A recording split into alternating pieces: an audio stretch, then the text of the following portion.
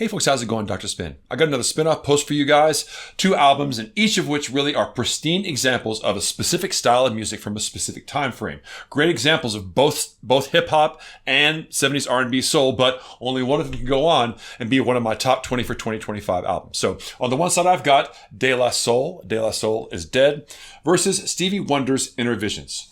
De La Soul is Dead is their sophomore release from De La Soul, and it shows them kind of poking holes at their own reputation. Their first album sort of gained them this hippie label, and they didn't feel like that wasn't really representative of what they were about. So on this album, they really quite smartly throughout the album embedded these little skits as part of a larger narrative in which bullies stole an album from an unsuspecting kid and listened to it. And as they're listening to the album, they're sort of critiquing the album and its weird positive vibes. The impression that all hip hop music was negative and violent and misogynistic. They're wondering where this is coming from. And this is the commentary, of course, that De La Soul is trying to get at. But at the same time, they're not coming off as very hippie themselves. They're showing that there's a breadth of topics and viewpoints within hip-hop. This narrative really holds everything together while also giving the opportunity to open up with unique rhyming schemes, unique rhymes, and also sort of the colorful nature of sampling practices in the 90s. Let's take that in comparison over here, of course, to Stevie Wonder's Innervisions. By this point, Stevie Wonder was 23 years old.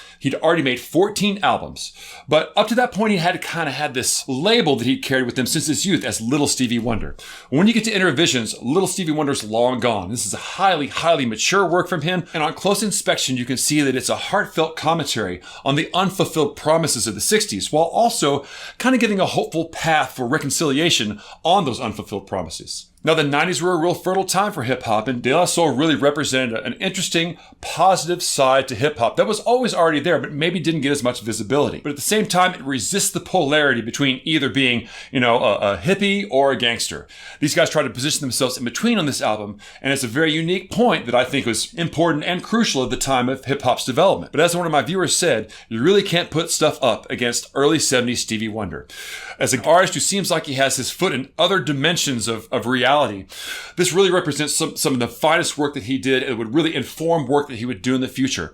And throughout this album, although there are some things in here that you could quibble on and really pick on, there's so much ingenious work, both in terms of his playing, which is all him, drums, keyboards, everything is Stevie Wonder on this album, but also in terms of his concept and his more mature ideas about what he wanted to sing about. They were uniquely his ideas, not things that were fed to him by record producers. So clearly, if they're going to have a showdown between these two, it's got to go to Stevie Wonder. So agree or disagree, please sound off below and then head over to my YouTube channel where you'll find more posts on independent artists and classic deep dive reviews.